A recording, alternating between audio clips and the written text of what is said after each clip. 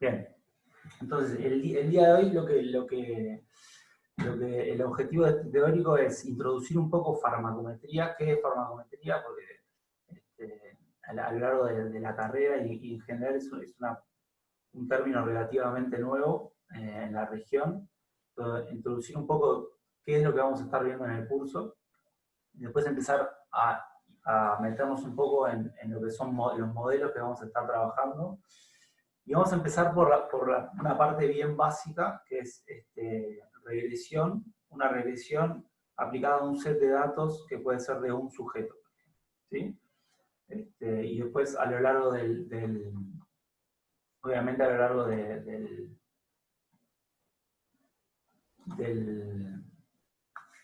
del curso vamos a ir profundizando, ¿tá? Pero es importante empezar desde el principio y después ir incorporando algunas cosas.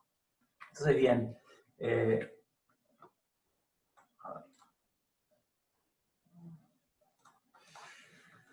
bueno, entonces no podemos, cada vez que trabajamos sobre alguno de estos temas, ya sea farmacocinética o farmacoterapia, en este caso farmacometría, no podemos dejar de tener presente este esquema, ¿sí? Que básicamente muestra los objetivos que uno tiene los objetivos terapéuticos de la administración de cualquier medicamento, ¿sí? Los objetivos terapéuticos son eficacia y seguridad, ¿sí? Todos los medicamentos tienen una indicación, están aprobados con una determinada indicación de uso y los utilizamos, o sea, se administran en los pacientes para lograr estos dos objetivos. Eficacia, o sea, provocar el efecto que quiero provocar en el paciente, ¿sí? Con una intensidad suficiente y por un tiempo necesario. Y seguridad, ¿sí? Seguridad refiere a evitar la aparición de efectos adversos, ¿sí? Efectos no deseados que pueden estar vinculados a la presencia del principio activo en el organismo, ¿no? Los dos objetivos refieren a lo que llamamos el aspecto farmacodinámico o la respuesta clínica al tratamiento. Son efectos, ¿sí? O sea, los objetivos refieren a efectos. Pero ¿cómo se dan esos efectos? Administramos un medicamento, ¿sí? En una determinada dosis y con una determinada forma farmacéutica. Eso genera una cierta exposición temporal al principio activo en el organismo, en los distintos tejidos, en los distintos fluidos, y dependiendo de la exposición temporal del fármaco en el sitio de acción, vamos a tener una determinada respuesta clínica, ¿sí?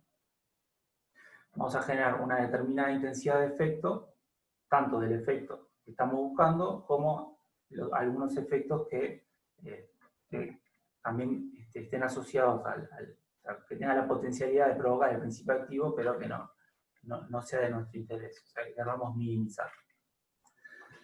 Entonces, ese vendría a ser como el esquema cualitativo, ¿sí? Si nos vamos a los aspectos cuantitativos, ¿cómo conectamos en este escenario las distintas mediciones que podemos hacer y cómo podemos analizar esto desde un punto de vista cuantitativo?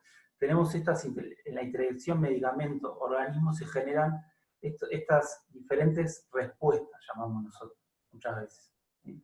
Hablamos de respuesta farmacocinética como el devenir temporal de concentraciones de principio activo en el organismo, ¿sí? Después de que uno administra la dosis. O sea, administra la dosis del medicamento, se provoca un determinado perfil de concentraciones a lo largo del tiempo en distintos fluidos, ¿sí? La farmacocinética puede entenderse como también, de una manera más simple, lo que el organismo le hace al fármaco. Como el organismo, o sea, los procesos que están detrás de este perfil son procesos fisiológicos y bioquímicos, en los cuales el organismo procesa, dispone del medicamento que estoy administrando en primera instancia, ¿sí? Imagínense un medicamento administrado por vía extravascular, y luego del principio activo, ¿sí? Cuando el principio activo logra ingresar a la circulación sistémica y el organismo lo genera con procesos de distribución y disposición, genera un determinado perfil de concentraciones a lo largo del tiempo. ¿Sí? La respuesta farmacodinámica o farmacodinamia es la relación entre la concentración y el efecto. ¿No? La relación entre la concentración y el efecto es, o sea, la intensidad de un efecto que yo puedo cuantificar. ¿Está bien? Básicamente es por eso que utilizamos principios activos, porque tienen la capacidad, la potencialidad de generar un determinado cambio, ¿sí? Fisiológico, bioquímico en el organismo, y ese cambio lo utilizo con determinados fines. O sea, puede ser fines de diagnóstico, puede ser fines de revertir una determinada patología, una situación fisiológica, de prevención. ¿Ah? Pero acá está la potencialidad que tiene un principio activo para ser utilizado como tal. La relación concentración-efecto, entonces, también puede ser vista como lo que el fármaco le hace al organismo, los efectos que puede provocar, y cómo esos efectos cuantitativamente se vinculan con la concentración. ¿Sí? Noten que esta relación es estática, no depende del tiempo. ¿Ah? Una concentración le corresponde un determinado efecto. Obviamente que esta concentración puede ser concentración del principio activo en distintos sitios del organismo. ¿Sí? Sitio de acción, o sea, mientras más cerca, porque yo podría establecer esta misma relación sustituyendo concentración por dosis, por ejemplo. Dosis versus efecto. Administro una dosis y veo un efecto medio, por ejemplo. Cuando establezco esa relación, tengo un nivel de detalle menor que si luego voy a analizar, en vez de la dosis, analizo, por ejemplo, la concentración en plasma. ¿Sí? Si analizo la concentración en plasma, voy a tener una idea de un efecto, pero un efecto más inmediato. ¿Sí? No, porque luego de administrar una dosis se va a provocar un efecto dependiendo del perfil de concentraciones. Las concentraciones van a ver, si es una dosis extramuscular, van a ir en aumento, luego van a descender. ¿Ah? A lo largo de este perfil de concentraciones va a provocar un efecto que lo voy a vincular con la dosis que administré, que es una dosis puntual. ¿Ah? Pero también pueden encontrar estas relaciones dosis-efecto. También la puedo hacer, como les decía, concentración plasmática versus efecto. Y también la podría hacer concentración en sitio de acción versus efecto. Ahí lo que voy ganando es un nivel de precisión mayor cada vez que me acerco a la concentración, al sitio en donde el principio activo ejerce su mecanismo farmacológico de acción, donde se une con los receptores, ¿sí? Con los receptores que tengan, con los blancos terapéuticos. Entonces, si yo pudiese medir esas concentraciones, tendría realmente el nivel de precisión máximo de vinculación concentración-efecto. ¿Sí? Pero como normalmente no medimos en sitio de acción, sino medimos, por ejemplo, concentraciones son más accesibles, concentraciones plasmáticas, o pueden ser concentraciones salivales, por ejemplo, o medir el fármaco en orina, por ejemplo. Son distintos tipos de mediciones que nos pueden permitir generar este vínculo. ¿Ah? O sea que este término de concentración es muy amplio. Pero básicamente es por esto, porque podemos establecer una relación cuantitativa entre la concentración y el efecto, que nosotros utilizamos la farmacocinética como disciplina para evaluar la eficacia y la seguridad de los tratamientos. ¿Sí? Si no tuviéramos una relación conocida entre concentración y efecto, conocer las concentraciones no nos serviría de mucho. Luego tenemos esta respuesta que es menos popular, pero es la más importante de todas, que es la que surge de combinar la farmacocinética con la farmacodinámica, es la respuesta PKPD. La respuesta PKPD es el devenir, cómo cambia el efecto, la intensidad de efecto a lo largo del tiempo. ¿Sí? Y es la más importante porque es la que uno tiene que observar, si uno pudiese tener esta medición a lo largo de un tratamiento determinado, yo lo que pretendería sería situar el efecto, ¿sí? Con una intensidad, al efecto buscado con una intensidad suficiente, ¿ah? Por un tiempo determinado, para cumplir con mi objetivo de eficacia, y al efecto no deseado, que tenga un perfil mucho menor, ¿sí? Con una intensidad no significativa por el tiempo en el que dure el tratamiento. ¿Sí? Entonces, esta respuesta PKPD básicamente me habla de los objetivos que yo busco al administrar un medicamento y surge de la combinación farmacocinética y farmacodinámica. Durante el análisis y los trabajos que vamos a hacer durante el curso vamos a ver los tres aspectos, ¿sí? Vamos a ver farmacocinética y vamos a ver farmacodinámica para vincular un poco y generar estos análisis PK/PD, que también se pueden hacer desde un punto de vista cuantitativo. Pero vamos a empezar, como vamos a ir de lo más cotidiano hasta un poco lo más complejo, vamos a empezar por farmacocinética, por análisis farmacocinético, y luego vamos a ir introduciendo conceptos de PK/PD.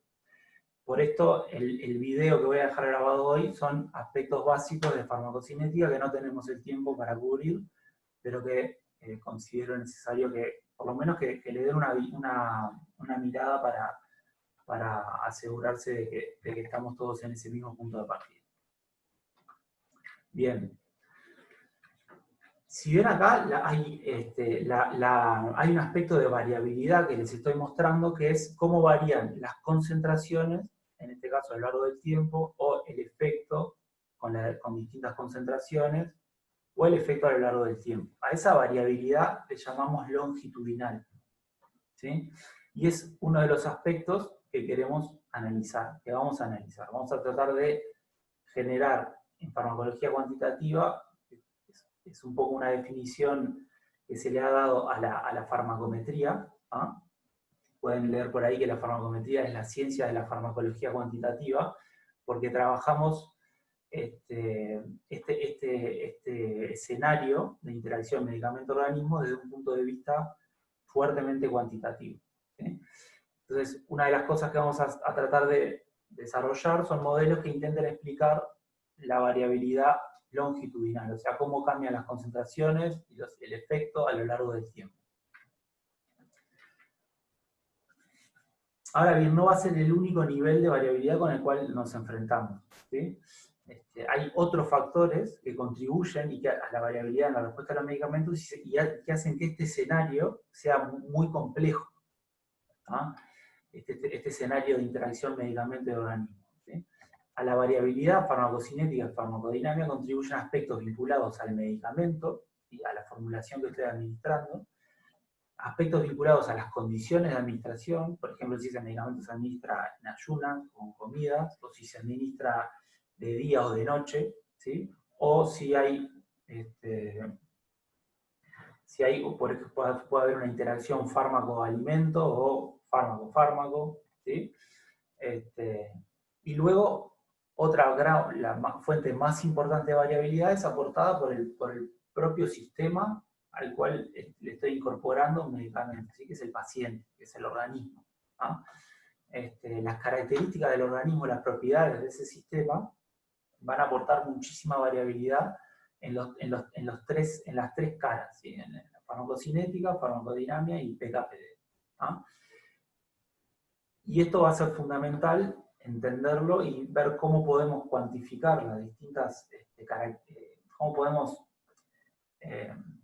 utilizar algunas variables del individuo para intentar explicar esta variabilidad, o sea, cómo distintas características del organismo pueden afectar a la farmacocinética o la farmacodinámica de un principio activo, y cómo cuantitativamente lo podemos abordar para explicar la variabilidad y desarrollar modelos que tengan una capacidad predictiva.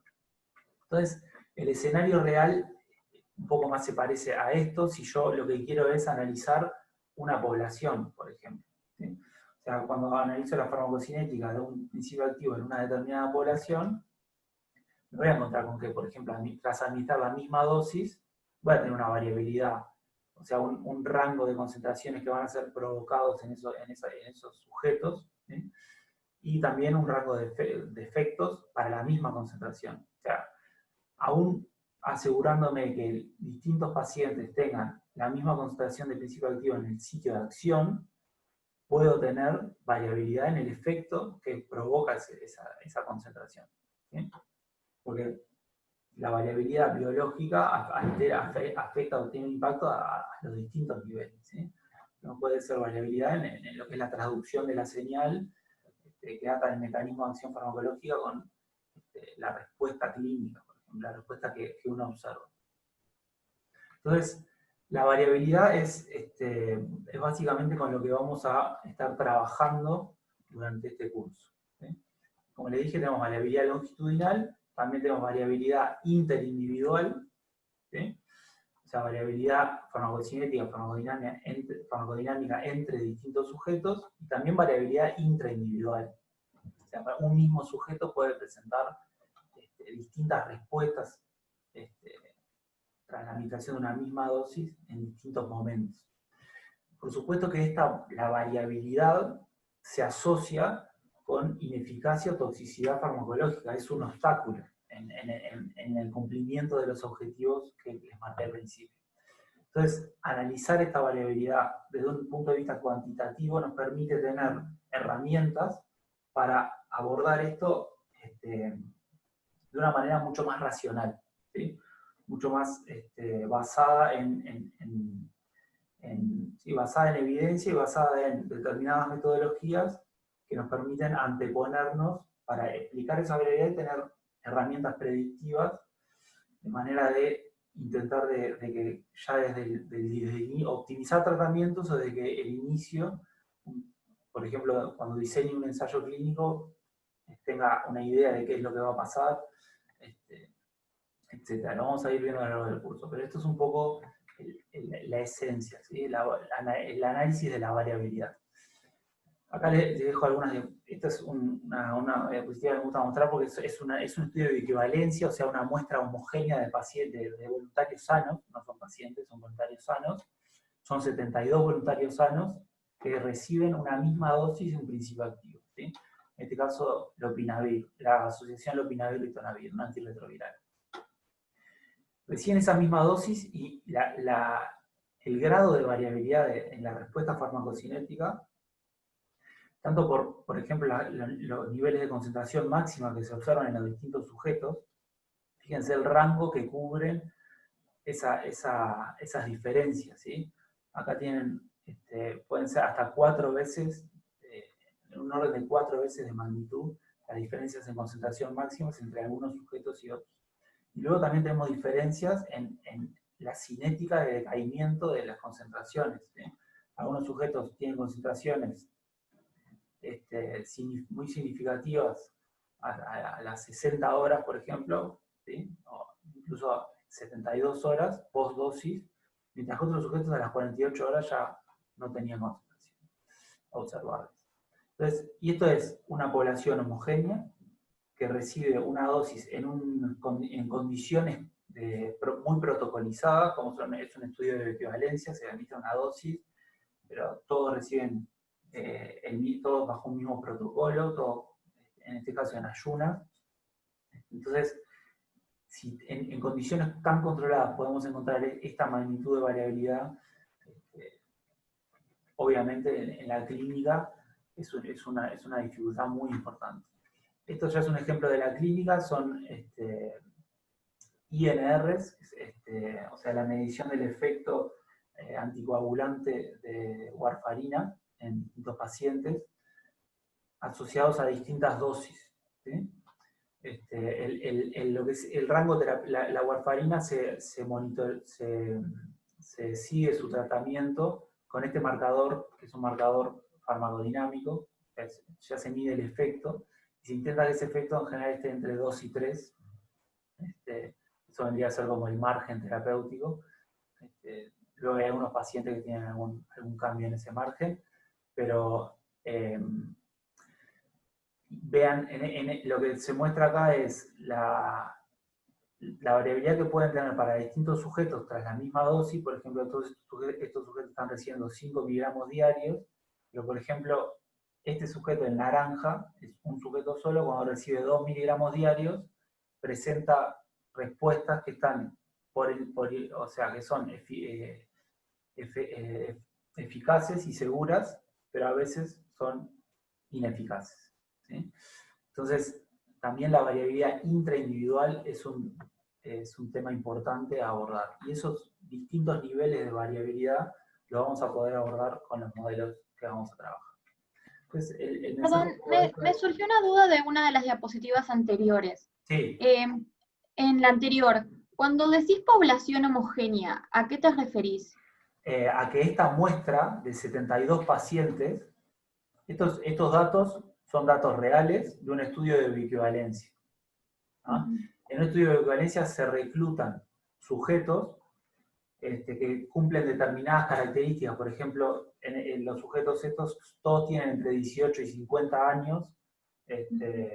La mitad son hombres, la mitad son mujeres, pero todos son sujetos sanos, o sea, que cumplen con determinadas características que los hacen ser sanos. Por ejemplo, tienen funcionalidad hepática normal, funcionalidad renal normal, ¿sí? A eso es a lo que iba con población homogénea. Es una muestra porque acá el objetivo en bioequivalencia es comparar el rendimiento relativo de dos marcas comerciales diferentes que tengan esta asociación, que tengan lopinavir y tonavir. Entonces, lo que se quiere es que el factor de variabilidad sea aportado por la marca comercial y en menor medida por otras fuentes de variabilidad. Por eso estos análisis no se hacen, por ejemplo, en pacientes. ¿Sí? Entonces, esto es una muestra homogénea en ese sentido. ¿Están sujetos sanos, con una determinada edad, en condiciones protocolizadas, etc. ¿Sí? O sea que a lo que se apuesta acá es a reducir la variabilidad. ¿Ah? Y lo que estoy mostrando acá, eso es importante, no son los datos de las dos marcas comerciales. O sea, no tengo la variabilidad del producto que administré. Estos son datos solamente de la referencia. ¿Sí? No sé si quedó respondida. Sí, muchas gracias. Bien. De nada. Entonces, a lo que voy es, a lo que vamos un poco es que esto que es importante, que es cuando administro una concentración, o sea, cuando administro una dosis puedo lograr un perfil en la población, un rango determinado de concentraciones, y ese rango de concentraciones puede ir desde por ejemplo, concentraciones que logren eficacia y un perfil bajo de toxicidad, o concentraciones que ya logren una toxicidad importante. Esto es en la población. Entonces, a la hora de lograr un resultado clínico exitoso, dependiendo de los distintos aspectos asociados a la variabilidad en las distintas respuestas, puede ser muy complicado lograr un resultado exitoso en una población. ¿Sí? En general, después si voy al individuo, puedo ir regulando, pero si además tengo herramientas para hacer la regulación, la optimización de dosis de manera racional y con un background cuantitativo, voy a poder llegar a dar a cada sujeto la dosis que necesita en un tiempo menor. ¿Ah? ¿Qué desafíos implica la variabilidad? Estamos hablando de variabilidad, primero la describimos. Bueno, ¿qué desafíos nos impone? Por un lado, queremos explicarla. ¿Sí? Explicar la variabilidad puede ser, por ejemplo, describir un set de datos.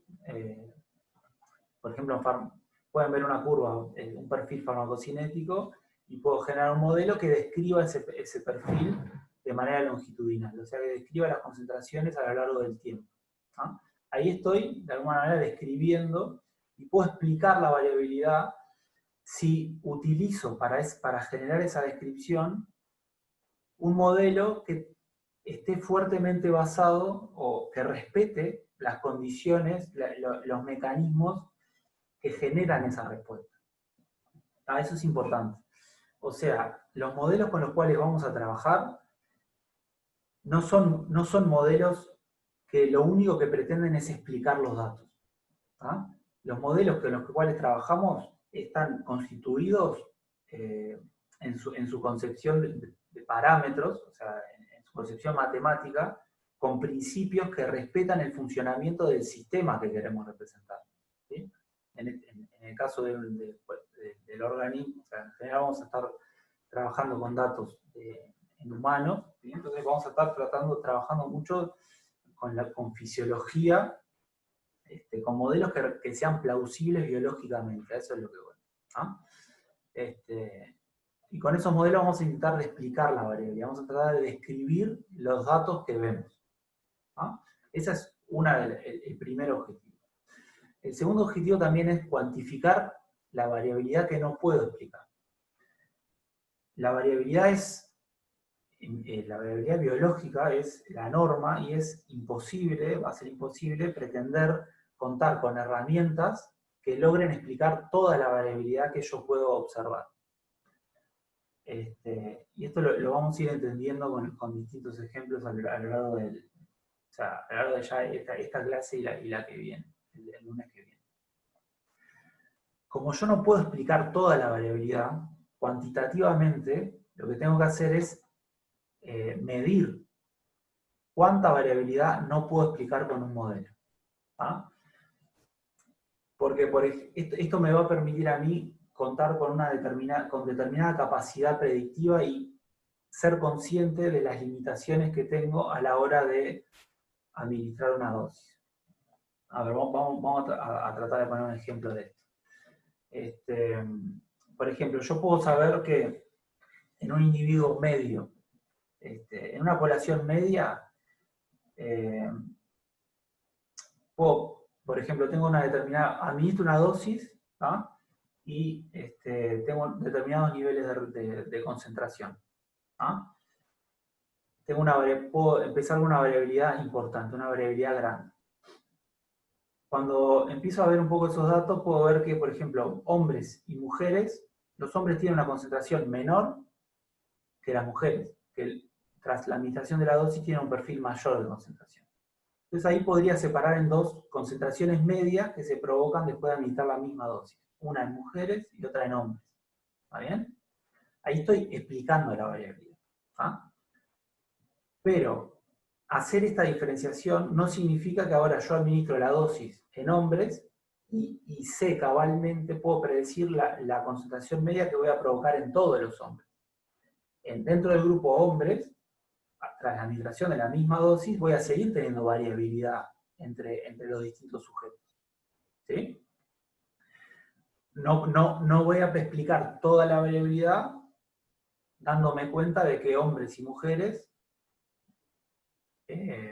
logran concentraciones medias diferentes cuando les administro la misma dosis.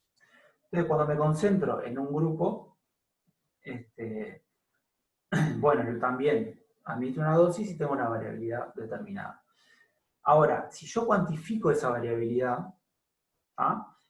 O sea, tras la administración de la misma dosis, ¿qué rango de concentraciones medias puedo esperar? Entonces, me puedo anticipar a decir, bueno, ¿qué probabilidad de éxito voy a tener tras administrar esta dosis? Si yo sé que, por ejemplo, necesito que las concentraciones estén entre 10 y 20 miligramos por litro, por poner un ejemplo, ¿sí? Y sé que la concentración media en hombres, cuando yo le administro la misma dosis a todos, la media es 15, por ejemplo, y la variabilidad que se genera, por ejemplo, es más o menos 3 miligramos por litro, entonces yo sé, tengo mucha confianza en que la administración de esa dosis en el grupo hombres va a generar concentraciones eficaces y seguras. Ahora, ahí el más menos 3 es la cuantificación de la variabilidad no explicada, que a mí me da un argumento para decir que hay una alta probabilidad de éxito terapéutico tras administrar la misma dosis en ese grupo. Pero si la variabilidad esa no explicada fuese de 10, por ejemplo, ¿sí? O sea, la concentración media que administro es 15, pero más o menos 10, eso me lleva a un rango de toxicidad hasta ineficacia. ¿Sí? Y ahora el panorama cambió totalmente, porque con la misma dosis yo ya no estoy seguro de casi nada de qué va a pasar con un determinado sujeto. ¿Sí? Entonces, cuantificar la variabilidad que no puedo explicar es fundamental. ¿No? Y eso es una de las cosas que vamos a hacer con los modelos que vamos a trabajar. Y lo otro es predecir la variabilidad, porque una cosa es explicar, describir la variabilidad, pero otra es predecir, o sea, extrapolar qué va a pasar en un escenario no observado. ¿Qué va a pasar si en vez de yo estudié un rango de dosis de 10, por ejemplo, a 50 miligramos, qué va a pasar si administro 100 miligramos? ¿Qué va a pasar si en vez de trabajar con pacientes adultos, qué va a pasar cuando le administre a pacientes añosos, por ejemplo? ¿Sí? Ahí ya estoy hablando de predecir la variabilidad. Y para predecir la variabilidad es fundamental que las herramientas tengan un fuerte sustento mecanístico, ¿ah? Que respeten el funcionamiento del sistema, que representen el funcionamiento del sistema. ¿Ah? El funcionamiento del sistema en los principios que hacen a la farmacocinética o la farmacodinámica. ¿Cuáles son los principios que hacen a la farmacocinética? Bueno, ya nos podemos ir un poco más para atrás en aspectos químicos, aspectos bioquímicos, y también aspectos físico-químicos, que hacen a cómo una molécula, por ejemplo, se transporta de un sitio a otro por difusión pasiva en una membrana. Entonces, esa cinética matemáticamente la puedo analizar. ¿Sí? Luego, cómo una molécula es eliminada por un sistema, por un sistema enzimático, ¿sí? Cómo esa velocidad se puede medir en función de la concentración de sustrato y aspectos de ese tipo que mecanísticamente vamos a tratar de conservar, o sea, sus principios los vamos a tratar de conservar en los modelos que hagamos. ¿Está bien? Entonces, bien, la farmacometría les decía que básicamente es esto de lo que les estoy hablando, hace mucho a lo que es la farmacometría. El análisis de esta variabilidad se viene haciendo y se ha hecho, y se hizo desde un principio, con lo que podríamos llamar un enfoque tradicional. Un enfoque tradicional vincula conocimiento del sistema, conocimiento en farmacología, en medicina, en ciencias farmacéuticas, con herramientas matemáticas y estadísticas. ¿Ah? Esto es lo que podríamos llamar farmacocinética tradicional o farmacodinámica tradicional. ¿Ah? El concepto de farmacometría surge cuando comenzamos a tener herramientas computacionales que permiten un análisis de datos con una potencia estadística muy superior a lo que es el enfoque tradicional. ¿Sí? Y que nos permiten generar otro tipo de herramientas que vamos a ir viendo, que nos dan una capacidad de análisis muy superior. ¿Sí? Entonces, la farmacometría como disciplina es una disciplina muy interdisciplinaria, multidisciplinaria, que es integradora porque el conocimiento del sistema es fundamental, ¿no?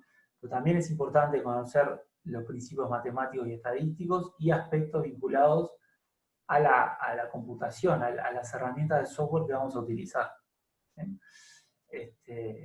Y muchas veces en los equipos pueden ver que se trabaja mucho con técnicos, o sea, ingenieros, por ejemplo, que son están mucho más formados en este campo, ¿sí? Y junto con clínicos, junto con farmacéuticos, con estadísticos. Entonces, hay una sinergia que genera esta disciplina que es muy interesante y que en el mundo ya ha demostrado con creces su valía, ¿sí? Entonces, en farmacometría utilizamos modelos computacionales, ¿ah? Son modelos que integran propiedades farmacocinéticas, farmacodinámicas del principio activo, aspectos biofarmacéuticos del medicamento, o sea, de la formulación que estoy administrando, características del paciente, ¿sí? Y también características del devenir de la enfermedad, que es una de las variables que un poco dejé por afuera en esa primer slide en la que le mostraba farmacocinética, farmacodinámica, PKPD. Hay otra variable temporal que es el progreso de la enfermedad, ¿sí? Cómo la enfermedad va progresando en un individuo. Y eso también puede modificar, por supuesto, la respuesta a nivel farmacocinético, farmacodinámico, pero también es uno de los objetivos. Básicamente, lo que queremos es que el paciente evolucione favorablemente, y es otra de las variables que también se pueden analizar con estos modelos.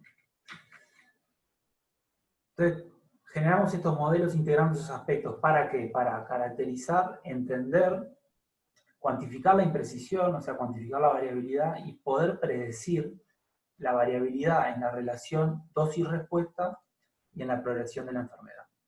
¿Sí? Es una definición muy ambiciosa, pero es a lo que, es lo que se puede alcanzar con el uso y el manejo de estos modelos. ¿Sí? Entonces, el análisis en farmacometría ya tuvo un fuerte surgimiento, o sea, la variabilidad, los distintos niveles de variabilidad de los que venimos hablando se analizan muchísimo durante el desarrollo de un nuevo principio activo, ¿no? Un nuevo principio activo,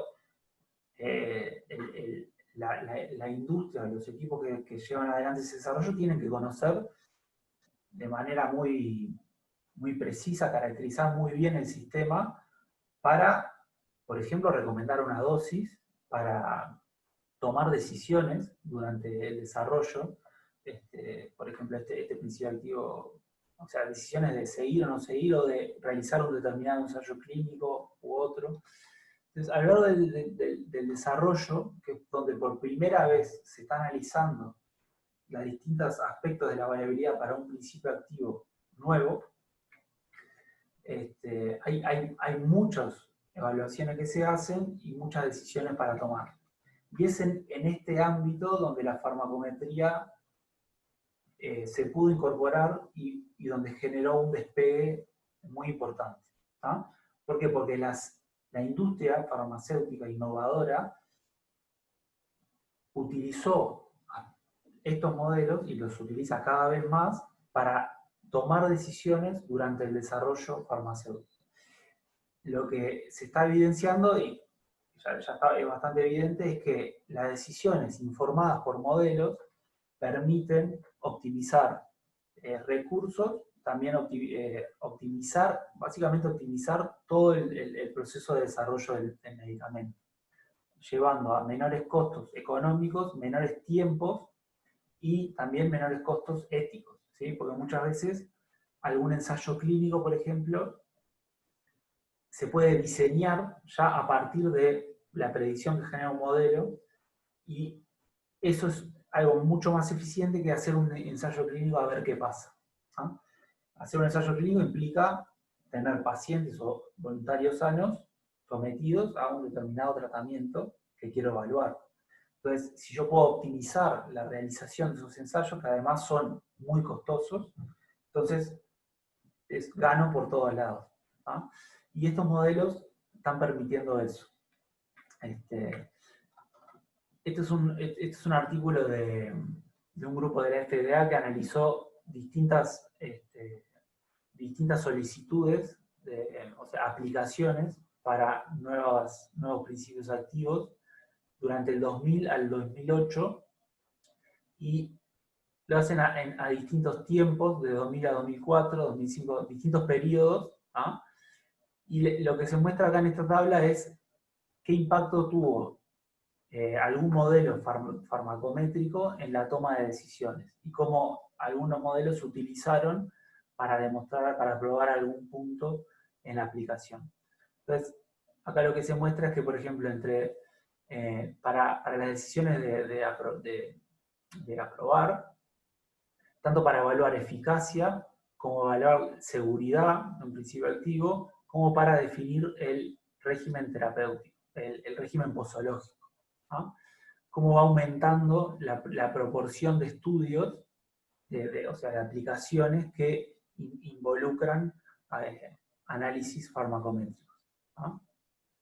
Esto es lo que muestra este estudio. Y actualmente, esto 2000 a 2008, actualmente casi el 100%, si no el 100% de las aplicaciones para registrar nuevos medicamentos, en la FDA y en la EMA también, documentan el uso de análisis farmacométricos para apoyar la toma de decisiones. En la EMA puedo decir que también, porque hace poco tuvimos una actividad con un investigador de Portugal, Paulo Paixão, que forma parte de la EMA, y dijo claramente que el 100% de los, o sea, afirmó esto que acá les estoy mostrando para la FDA. Entonces, si vemos el crecimiento temporal, ¿de dónde surge la farmacometría? La farmacometría vendría a ser como un segundo paso, quizás, o no sé si es un segundo paso, pero es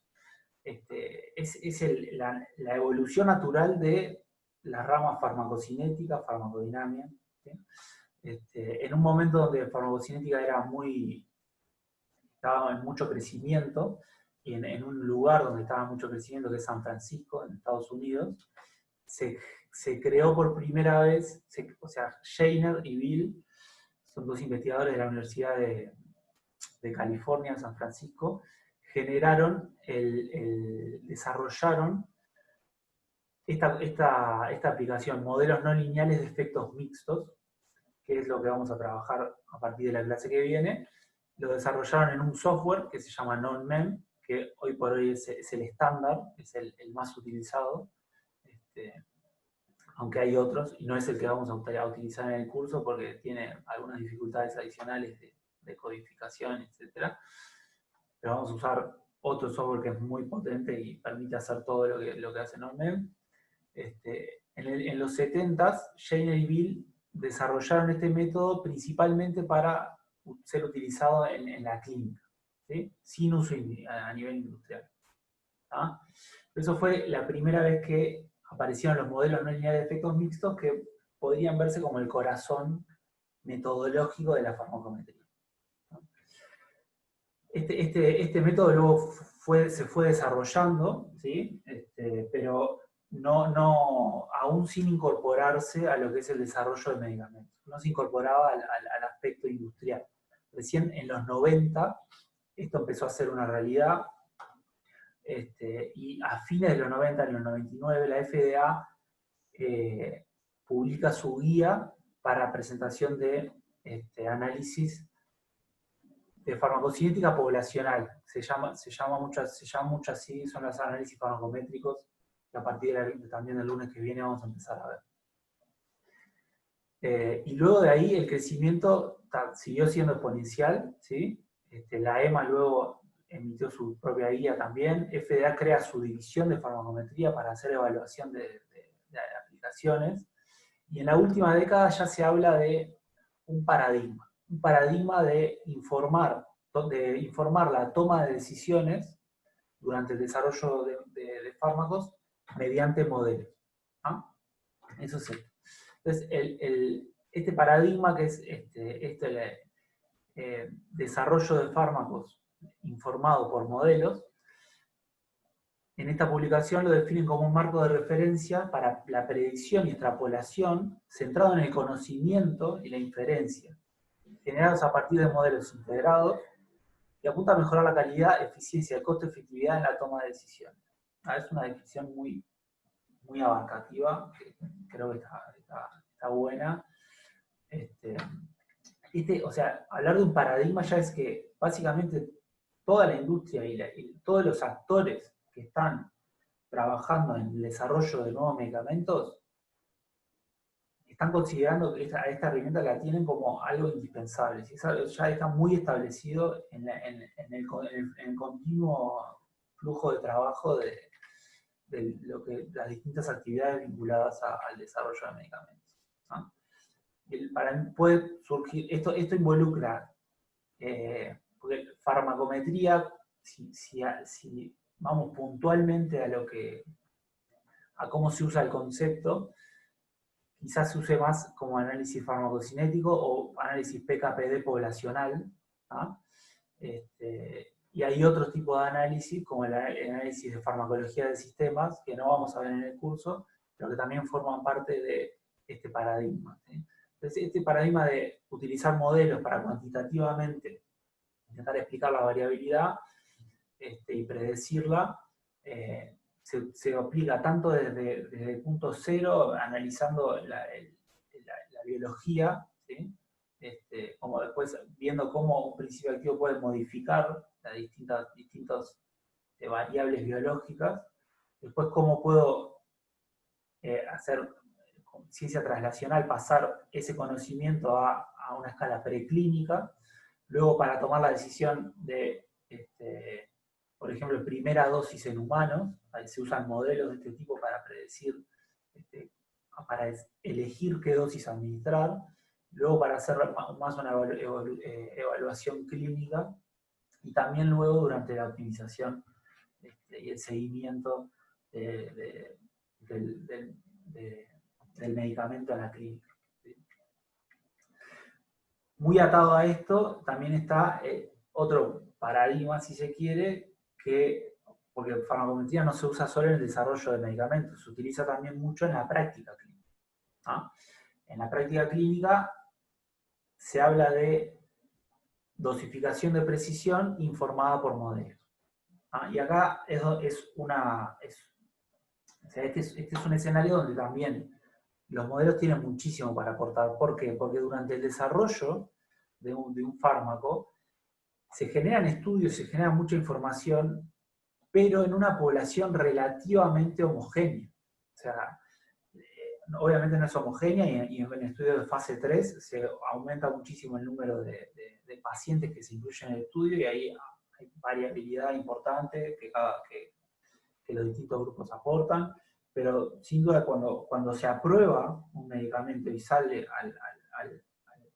al mercado farmacéutico, no se conoce ni por asomo qué va a pasar con ese medicamento en distintas subpoblaciones, qué va a pasar con los rangos de edad, qué va a pasar si hay una falla de algún órgano, qué va a pasar, interacciones que se puedan surgir después, qué va a pasar con distintas poblaciones en cuanto a tamaño, ¿sí? A origen étnico, ¿sí? Entonces, estos modelos lo que permiten de alguna manera es pasar, a optimizar a estas subpoblaciones con el conocimiento también generado durante el desarrollo de medicamentos y optimizar el uso de medicamentos en distintas subpoblaciones, ¿sí? En lo que hace la práctica clínica. Y este es otro artículo que también es muy interesante, que un poco presenta esta estrategia. ¿Sí? Bien, ¿hasta ahí hay alguna duda o algún comentario que quieran hacer? A ver, ¿cuántos somos? 17. Sí, hay algunos que se sumaron después. Espero que se hayan, o sea, que hayan podido engancharse bien. Si no hay alguna otra duda, el teórico dura 2 horas. Podemos hacer una pausa, si les parece, de 5 minutos y seguimos con la segunda parte. Un poco para enganchar bien. Pero básicamente vamos a ir hasta las 12, pero creo que una pausa va a venir bien para después empezar un poco a ver en profundidad los modelos que tenemos y algún aspecto importante ya de regresión que vamos a empezar a trabajar. Si les parece, paramos 5 minutos. Son 10:58, tengo yo. Así que en 5 minutos, reloj, empezamos de vuelta. ¿Ah?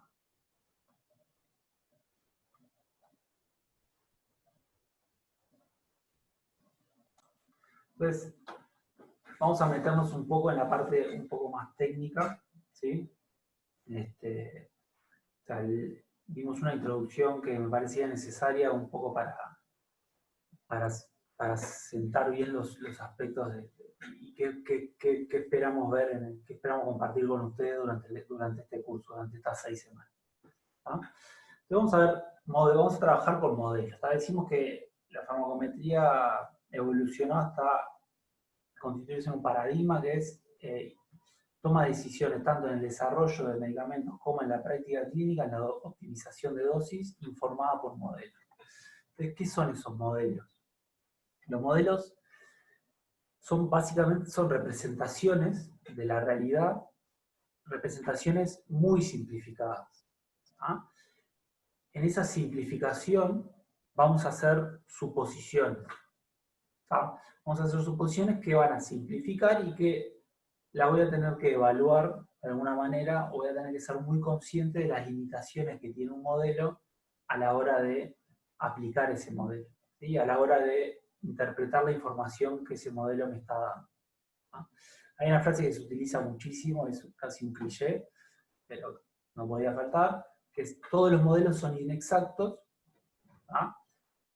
Algunos son útiles. O sea, lo que le pedimos a un modelo no es que represente exactamente todo lo que está pasando en el sistema con esa interacción medicamento-organismo, sino que le pedimos que nos informe algún aspecto específico de ese sistema. Y le pedimos que nos sirva para tomar alguna decisión específica. ¿Ah? Entonces, de esa manera construimos estas representaciones, y hay que construirlas sabiendo de las limitaciones y de las suposiciones que, que incorporamos, o sea, que hacen al modelo. ¿Ah? En este caso, por ejemplo, todo el organismo, cuerpo humano, pueden verlo representado con distintos tipos de modelos, desde un modelo más básico, como es un modelo al que quizás estamos más acostumbrados, como es un modelo bicompartimental, por ejemplo, en donde tengo un compartimento que llamo un compartimento central, que es en donde se hacen las mediciones de concentración, y además involucro ahí en ese compartimento central todos los tejidos y órganos que rápidamente logran un equilibrio cinético con el sitio de donde estoy midiendo. Ese es el compartimento central. Pero luego hay otros sitios y fluidos que no logran un equilibrio cinético rápido, sino que el equilibrio es más lento. Y a eso los puedo agrupar todos en un compartimento periférico. ¿Sí? Eso es un modelo bicompartimental clásico de alguna manera. Pero puedo extender este modelo a lo que puede ser un modelo, por ejemplo, un modelo farmacocinético basado en fisiología, donde cada órgano se representa explícitamente con un compartimiento, un volumen determinado y una cantidad de un flujo sanguíneo determinado que le corresponde, y los distintos compartimentos los ordeno matemáticamente, ¿sí? O sea, en el esquema, respetando lo que es el arreglo fisiológico, ¿no? O sea, por ejemplo, si se fijan, acá tengo el gasto cardíaco, irrigando, por ejemplo, región esplácnica. Acá me falta, sí, bueno, la región esplácnica, que involucra obviamente los intestinos, por ejemplo, y eso a través del sistema aporta, va a ir luego pasar por el hígado, y luego volver a la sangre venosa. ¿Sí? Luego, acá no está representado, pero va a pasar por los pulmones y se va a hacer sangre arterial. Esos aspectos se pueden representar también explícitamente. ¿Sí? Obviamente, para hacer un modelo de este tipo voy a necesitar más información, porque cada compartimiento que yo defino lo tengo que definir en términos cuantitativos. Cada compartimento va a estar asociado a determinados parámetros, como por ejemplo el volumen de un compartimento. ¿Sí? ¿Qué volumen implica esta caja? ¿Sí? Entonces, ese volumen es un parámetro. Entonces, para yo definir un sistema con mucho detalle, necesito más información. A medida que la información se va haciendo más reducida, yo también obligatoriamente tengo que limitar el grado de representación, de detalle de mi representación. Los datos que tengo disponibles, la información disponible, es una de las limitantes, una de las cosas que va a definir un poco el tipo de modelo con el que voy a trabajar. Pero una cosa importante: si bien este modelo puede parecer, o sea, esto es un modelo basado en fisiología, este modelo, que está acá a la izquierda, que involucra un poco, colapsa distintos órganos en estos dos compartimientos, y los colapsa con un criterio cinético, no deja de ser, de alguna manera, lo que lo llamamos semimecanístico.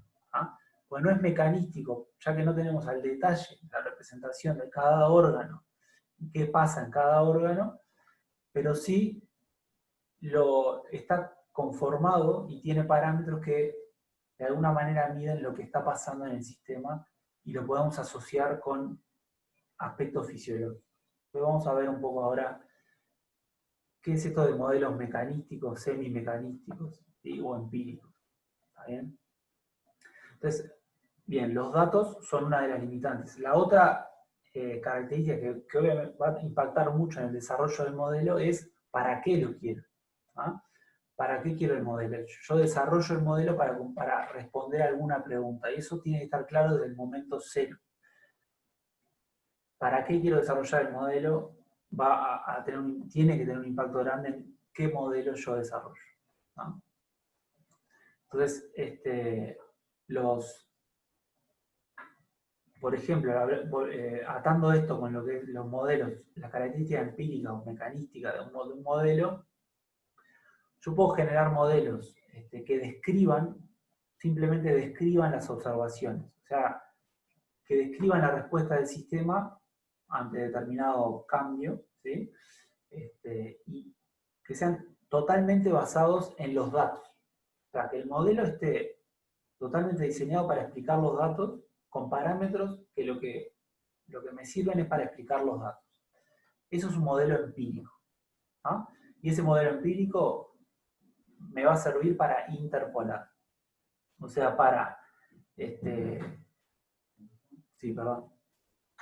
me va a servir para ver qué es lo que para ver cómo varía la variable de estudio dentro del rango en el cual la observé.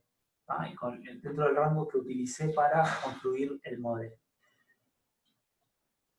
En oposición están los modelos más mecanísticos, los modelos que están constituidos y diseñados para explicar los datos, pero utilizando parámetros que tienen una interpretación fisiológica, o sea, una interpretación biológica. ¿Ah? Relevancia fisiológica, biológica, como las dos maneras, o sea, tanto biológica como fisiológica. ¿Ah? Estos modelos me van a permitir ir un paso más de los datos que yo estoy utilizando y generar extrapolaciones. Extrapolaciones, o sea, ir hacia lugares, a escenarios no observados. Le voy a poner un ejemplo concreto. Este es el crecimiento de una rata. Desde la primera semana se mide el peso, ¿no? Cómo va ganando peso a lo largo de las diferentes semanas.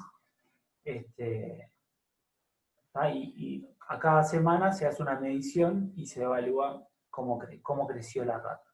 ¿Ah? Entonces, si quiero aplicar un modelo, ¿por qué? Porque esto, por ejemplo, este estudio es parte de un estudio en lo cual evalué el crecimiento de muchas más ratas, ¿ah? Y a esas ratas las sometí a condiciones diferentes. Entonces quiero evaluar cuantitativamente, por ejemplo, cómo impactan, disculpen los sonidos en el fondo, cómo impactan esas variables en el crecimiento de la rata. Y en aspectos mecanísticos del crecimiento, si fuese posible. ¿Ah? Entonces, acá hay tres modelos y acá hay uno más. ¿Ah? Estos tres modelos que se ajustan acá son los que aparecen acá, a la derecha. ¿Ah? Son modelos basados en polinomios. ¿Ah? Entonces, por ejemplo, el primer modelo es un polinomio de primer orden, o sea que es una recta, ¿sí? Es esta línea continua que pasa por acá. ¿Ah? Y ven que la descripción de las observaciones no es muy buena, ¿sí? Pero un poco describe la tendencia de las observaciones. Este modelo, esta recta, tiene dos parámetros. Esos parámetros son A y B. Un segundo. No dejaste ahí. Déjala ahí nomás. Bien, disculpen. Esta recta tiene dos parámetros, A y B. A es la ordenada en el origen, ¿sí? Y B es la pendiente. ¿Tá? Vamos a la interpretación fisiológica de estos parámetros. A lo que representa cuantitativamente es el peso de la rata a tiempo cero, ¿sí? Ya que cuando esta variable t, que es la variable independiente, ¿sí?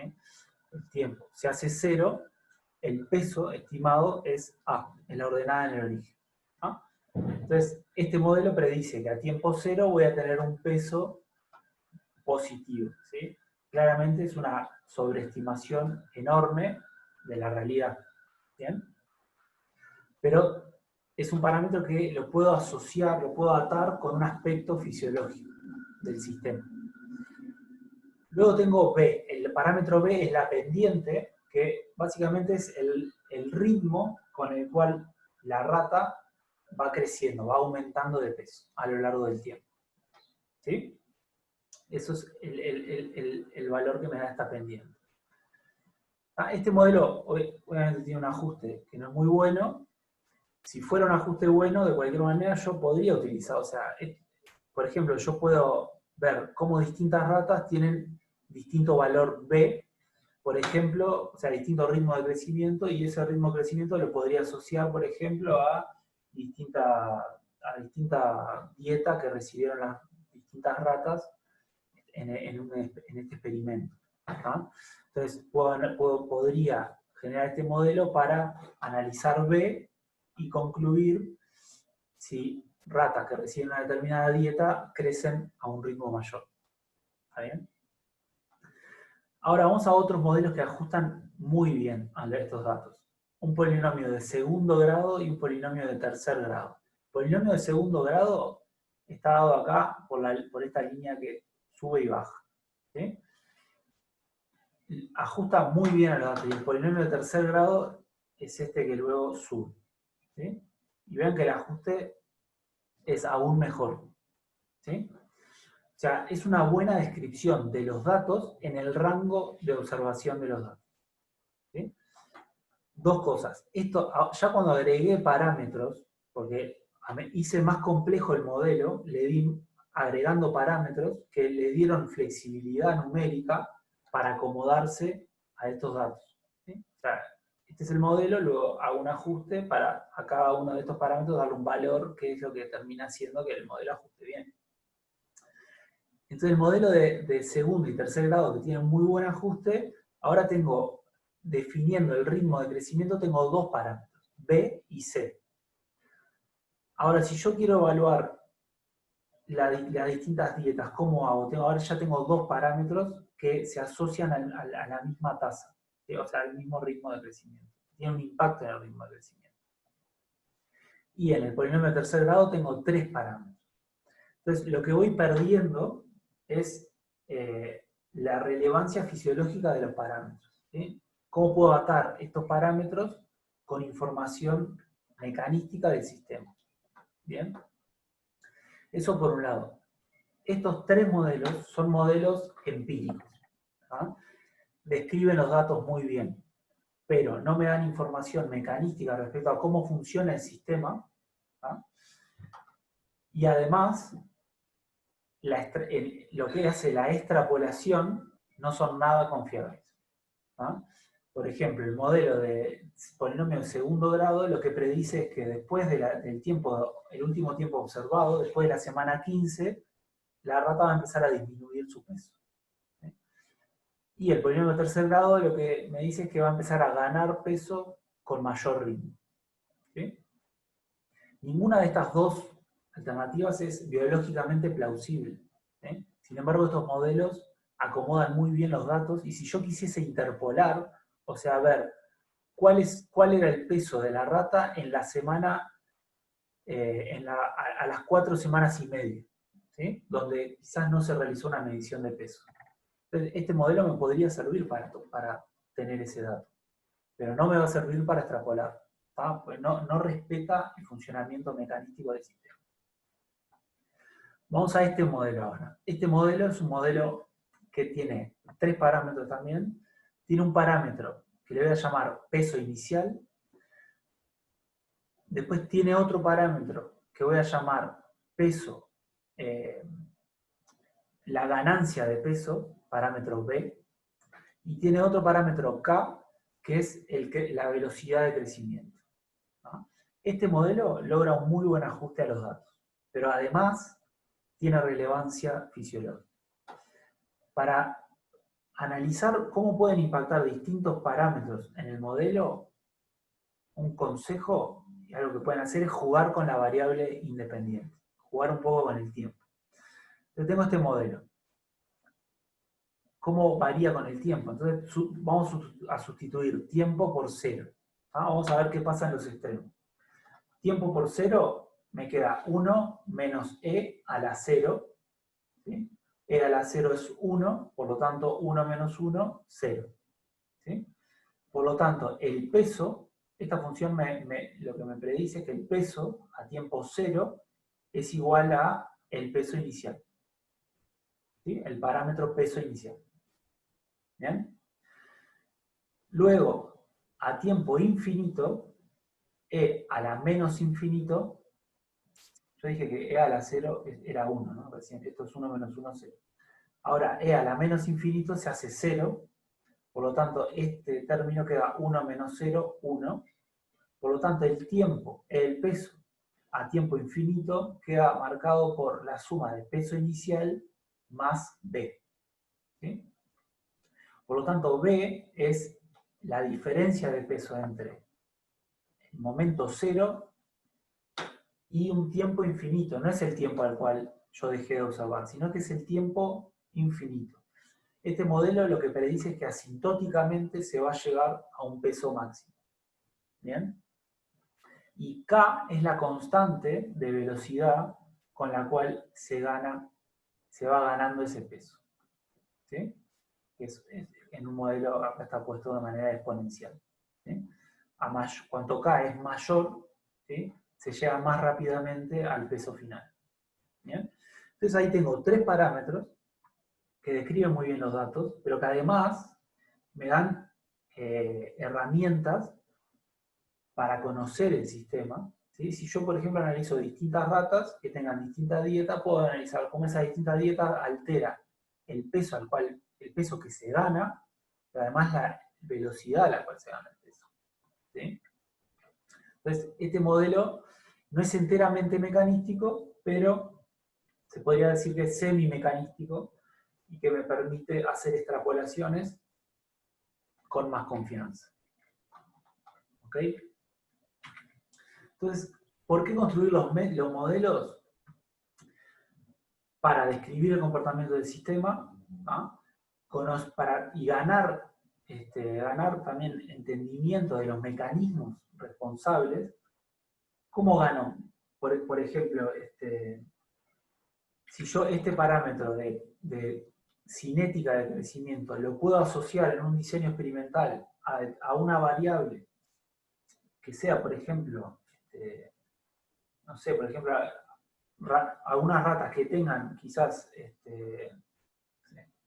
voy a decir algún bolazo, pero que expresen, por ejemplo, que tengan una expresión de determinado, o sea, algunas que sean knockout para un determinado gen, o que no tengan una determinada enzima, por ejemplo, y puedo ver cómo esa enzima altera la tasa de crecimiento, ¿sí?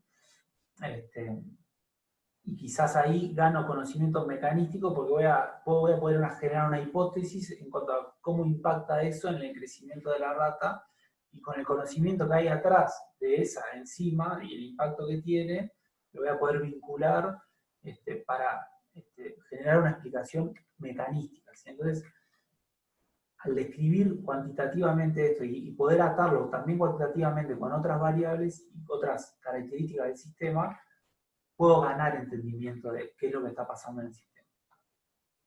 Puedo realizar interpolaciones o extrapolaciones del comportamiento que me van a servir para tomar decisiones. También puedo desarrollar herramientas predictivas en el contexto, acá puse in vitro, in silico, in vivo. Básicamente lo que muchos de estos modelos se utilizan, del gran impacto que tienen es evitar realmente la evaluación in vivo. ¿Ah? Si yo puedo desarrollar herramientas predictivas, por ejemplo, en un modelo computacional puedo incorporar como dato, como input de dato, el resultado, por ejemplo, de una disolución que hago a un medicamento, a una formulación. ¿Ah? Entonces, si yo hago distintas disoluciones a distintos medicamentos y genero un modelo que adecuadamente predice la farmacocinética, o sea, el perfil de concentraciones que se va a provocar tras la administración de esas distintas formulaciones, y esa distinta farmacocinética la puedo atar mecanísticamente con la distinta disolución que yo mido in vitro, entonces después, utilizando ese modelo, podría no ser necesario para una nueva formulación hacer un ensayo en vivo para ver qué farmacocinética produce, sino hacer el estudio in vitro para incorporarlo al modelo, tener una simulación de lo que va a pasar. ¿Ah? Es una manera en la cual se utilizan estos modelos para reducir la carga de experimentación clínica. ¿Eh? ¿Cómo construirlos? Bueno, en eso nos vamos a estar hablando durante las 6 semanas, ¿sí?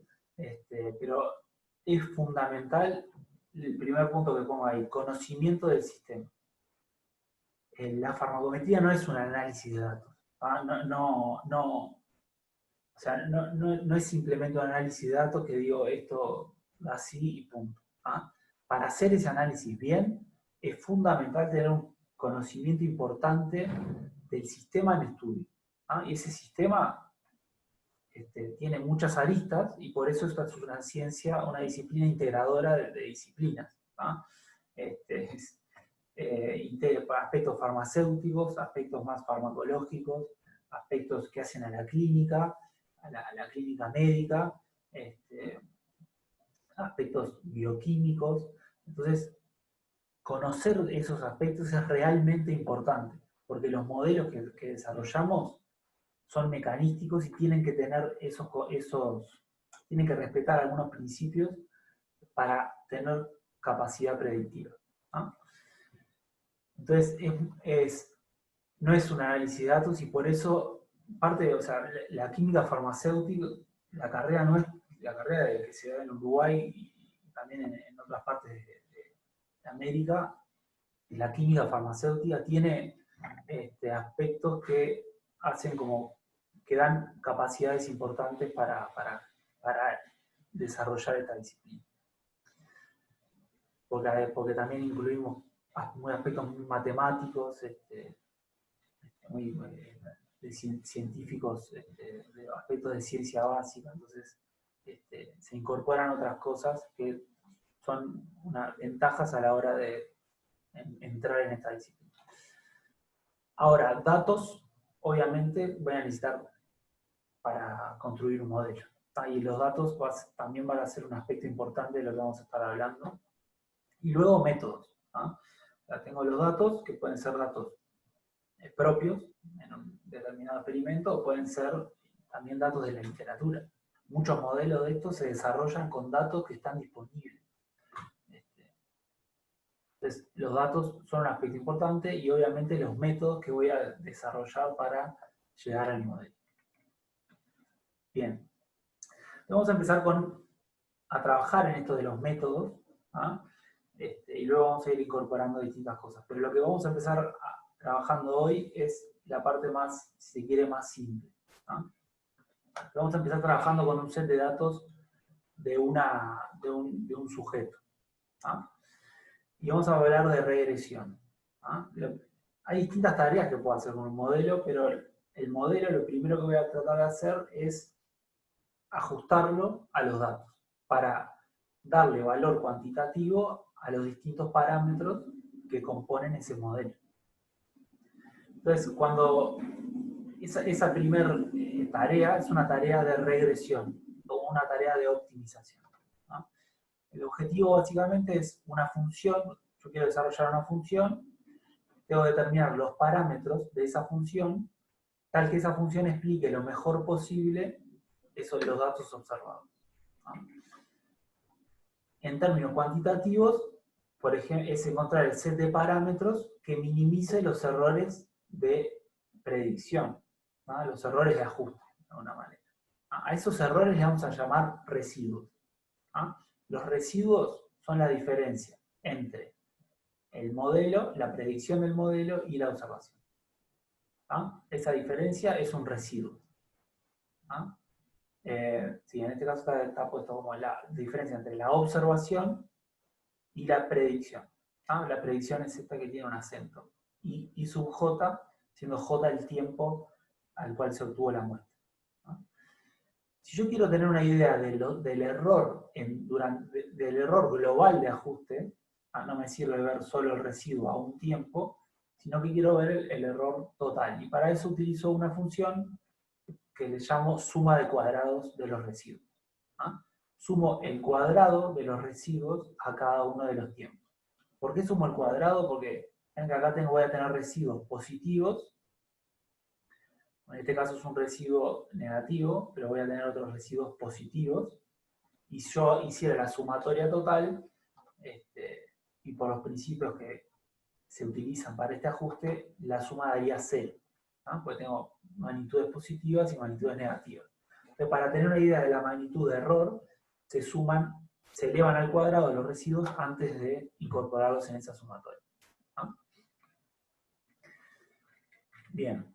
Para ir un poco más en este modelo que estamos empezando a ver, los modelos vamos a ver que tienen componentes estructurales y componentes estadísticos.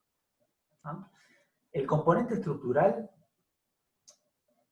incluye los parámetros que explican variabilidad. Vamos a volver a esto la semana que viene y también durante distintos momentos del curso, pero el componente, pero lo podemos ya ir definiendo desde ahora. El componente estructural incorpora parámetros que explican variabilidad y parámetros a los cuales le llamamos efectos fijos. ¿Cuál es la variabilidad que queremos explicar ahora con este ejemplo? Es la variabilidad, en este caso, del peso a lo largo del tiempo. Y esa variabilidad la voy a explicar con estos, volviendo este es otro modelo, pero es muy similar, con el ejemplo que tenía antes. Los parámetros eran peso inicial, ganancia de peso y la cinética de peso. Esos son efectos fijos, porque explican la variabilidad del peso a lo largo del tiempo y forman parte del componente estructural.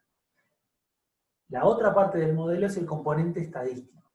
El componente estadístico incluye efectos que llamamos aleatorios, son parámetros que cuantifican la variabilidad no explicada por el modelo, por la parte estructural. O sea, el componente estructural intenta explicar la variabilidad. El componente aleatorio, el componente estadístico, cuantifica la variabilidad que no logra explicar la parte estructural. ¿Bien? Entonces, atándolo con lo que les mostraba en la diapositiva anterior, los efectos aleatorios son, en este caso, los residuos, ¿sí? O sea, la magnitud de los distintos residuos, pero la tengo que analizar de una manera más global, porque no puedo para un modelo analizar, estarme deteniendo en qué residuo queda a cada tiempo. Entonces, lo que hago para trabajar de manera global para abordar de manera global la variabilidad que queda no explicada por el modelo, es asumir una determinada distribución para esos residuos. O sea, asumo que esos residuos tienen una determinada probabilidad, ¿sí? Y normal, o sea, en general se asume que esos residuos tienen una distribución normal. La distribución normal con media cero y varianza sigma cuadrado es, por lejos, el esquema más utilizado para definir este tipo de efecto aleatorio. ¿Qué es lo que estoy mostrando acá? Estoy mostrando cómo se reparten los distintos residuos en una distribución en una densidad de probabilidad, o sea, con distinta probabilidad. Entonces, la mayor probabilidad es que el residuo valga 0. ¿Por qué? Porque si yo hice un ajuste yo ajusté una determinada función a estos datos, las herramientas, las metodológicas que tengo de ajuste me permiten asegurar que la media, lo que les comentaba antes, la media de los residuos va a ser 0. Voy a tener residuos de magnitud positiva y otros de magnitud negativa. Pero si el modelo ajusta bien, está bien ajustado, la media va a ser 0. Y la varianza sigma cuadrado me da una idea de la magnitud que yo puedo tener en los diferentes residuos, tanto para un lado como para el otro, tanto negativo como positivo. Vean que si esta varianza es mayor, significa que yo puedo tener más desvíos tanto para un lado como para el otro de la curva, ¿sí? De la curva de predicción. Y por lo tanto, menos bueno va a ser el ajuste. ¿Está bien? Más variabilidad quedó sin explicar por la función. ¿Bien? Eso es lo que estima, lo que cuantifica esta sigma cuadrado, que es la varianza de esta distribución normal de residuos. ¿Sí? Vamos a ir volviendo sobre este tema de distribuciones y cada vez vamos a agregar de a poquito distintos conceptos. Entonces la regresión a lo que apunta es a minimizar esa varianza dándole valores a los distintos parámetros y bueno, obviamente va a tener un impacto el tipo de modelo que yo uso. O sea, un modelo, en este caso, este modelo es una recta, va a tener determinada variabilidad no explicada. Vean que este modelo que estoy usando acá, acá es un polinomio de tercer grado, la variabilidad no explicada es mucho menor. ¿Sí? Ese sigma cuadrado va a ser mucho menor. ¿No? En este caso lo que estoy mostrando como ejemplo es un modelo de cómo ajusta un modelo de polinomio de tercer grado, un modelo empírico y un modelo un poco más semimecánico. Pero hay también otra diferencia entre estos modelos. Un modelo tiene naturaleza matemática lineal y el otro es no lineal. Y vamos a ir a eso. Pero vamos a ir de a poquito. Vamos a ver. Entonces, vamos a ajustar un modelo, a los datos un modelo lineal. ¿Ah? Un modelo lineal se ajusta, por ejemplo, a una regresión que se llama regresión lineal. ¿Ah? Yo tengo un modelo que es un polinomio, que es, volvimos al caso más simple, un polinomio de primer grado, una constante y una pendiente. Si yo quiero ajustar, puedo utilizar mínimos cuadrados ordinarios. ¿Ah? Los mínimos cuadrados ordinarios, ¿qué hacen? Trabajan con la función suma de cuadrados de los residuos, que es la función que yo les comenté hace un ratito, que es la sumatoria de cada uno de los residuos al cuadrado. Eso es una función que yo quiero minimizar. O sea, yo quiero encontrar el mínimo de esta función. Porque si yo encuentro el mínimo de esta función, lo que significa es que encontré los valores numéricos de estos parámetros que hacen que la diferencia entre la predicción de la función y las observaciones sea lo más chica posible. ¿Ah? Entonces lo que quiero hacer es minimizar esta suma de cuadrados. Y lo hago utilizando mínimos cuadrados ordinarios. Los mínimos cuadrados ordinarios básicamente lo que hacen es hacer una derivada parcial respecto a los distintos parámetros de la función. ¿Ah? La derivada de una función me dice cómo se está moviendo esa función a lo largo de la variable de la variable, ¿no? De la variable que es. Entonces, si la derivada es positiva, esa función está creciendo. Si la derivada es negativa, la función está bajando. Si la derivada es 0, esa función puede estar en un mínimo o en un máximo. Pero yo lo que quiero encontrar es el mínimo de esta función, ¿no? O sea, quiero encontrar qué número le asigno a los parámetros en ese mínimo, y para eso utilizo la derivada primera, o la derivada parcial respecto a cada uno de los parámetros. Hago una derivada de esta función respecto a la ordenada, y otra derivada respecto a la pendiente. ¿Ah? Y la igualo a 0, ¿ah? Porque quiero buscar el punto en donde la función suma de cuadrados es un mínimo o un máximo. Que sea un mínimo o un máximo, después lo puedo evaluar con una derivada segunda. No vamos a entrar en ese detalle, pero en principio puedo asumir que en 0 voy a encontrar un mínimo. ¿Ah? Ahora, la derivada, en regresión lineal, una de las facilidades que tengo es que estas derivadas conducen a resultados analíticos, resultados explícito, o sea, un resultado analítico hay un valor de la ordenada y un valor de la pendiente que me llevan a esta minimización. ¿No? Entonces, yo hago este tratamiento de datos y llego a un valor de ordenada y un valor de pendiente. ¿Sí? ¿Por qué? Porque las derivadas parciales respecto al parámetro A o respecto al parámetro B no dependen, o sea, quedan independientes del resto de los parámetros. Entonces yo hago la derivada parcial respecto a A, me quedo con parámetros, en esta parte, en esta término de esta parte de la ecuación, me voy a quedar solo con parámetros, o sea, me voy a quedar solo con términos que incluyan al parámetro A. Y entonces por eso voy a poder despejar un valor para A. ¿Ah? En realidad es un poco más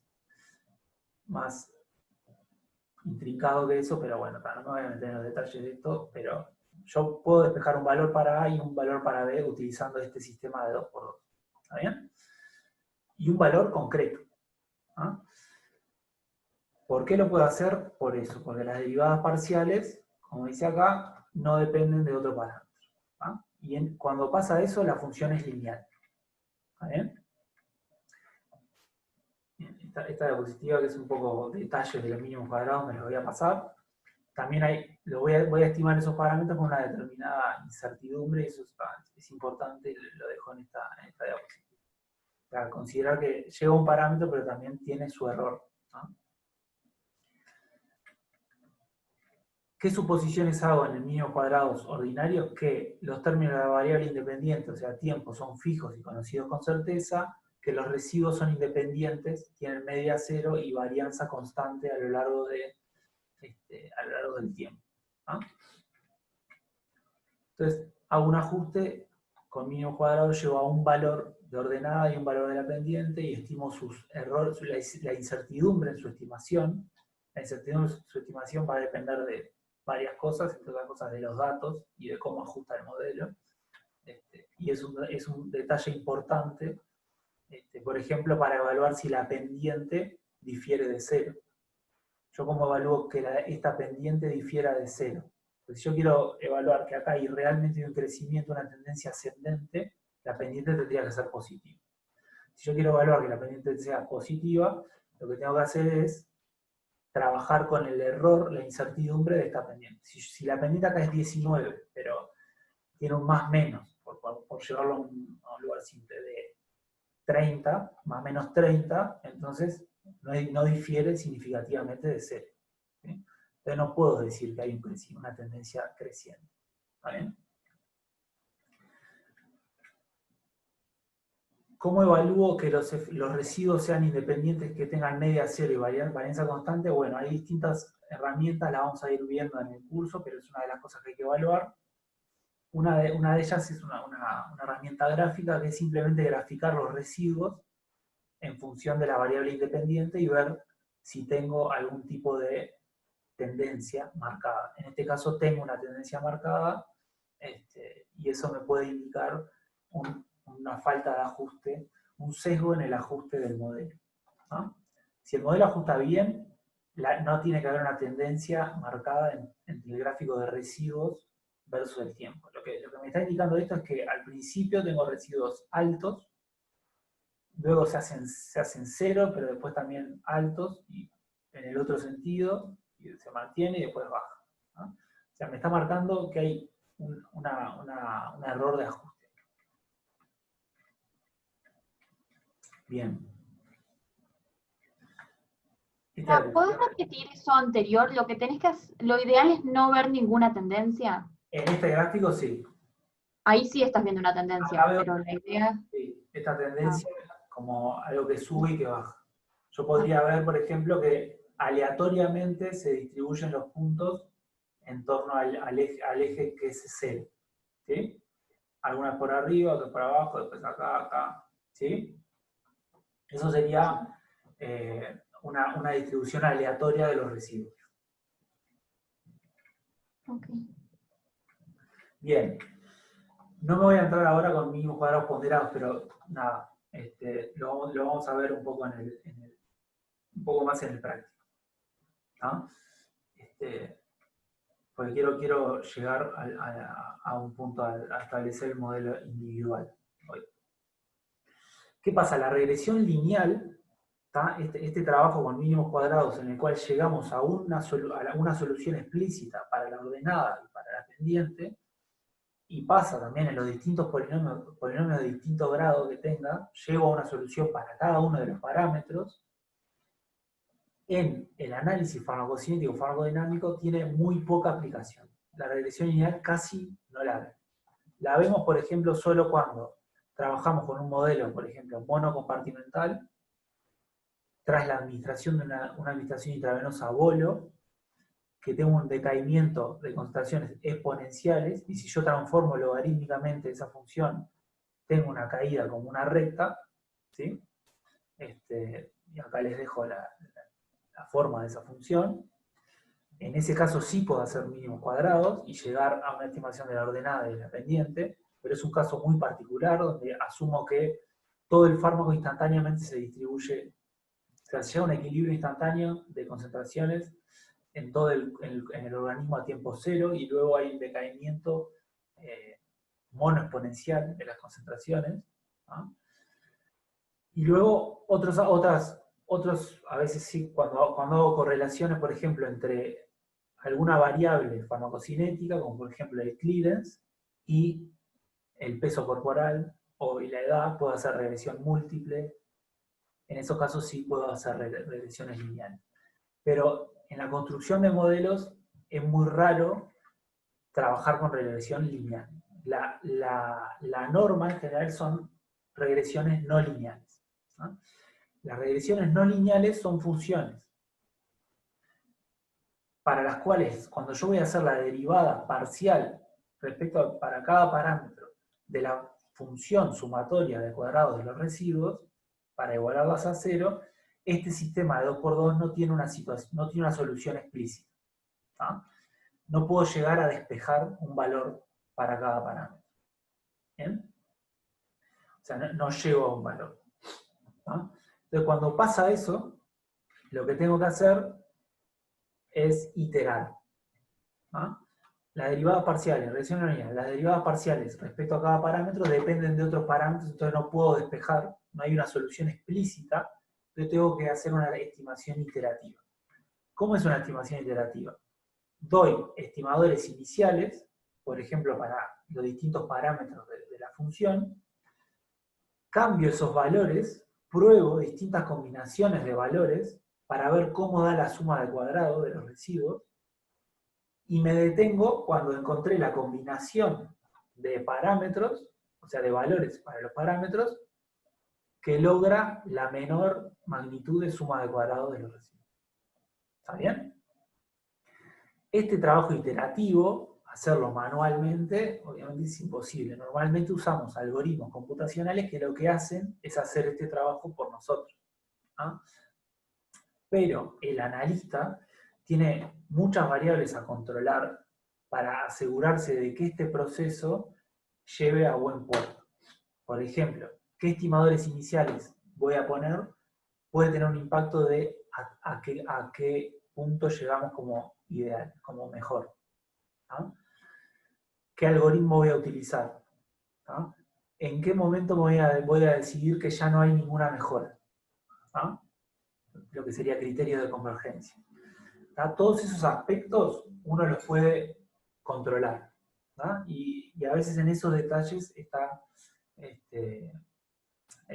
alguno de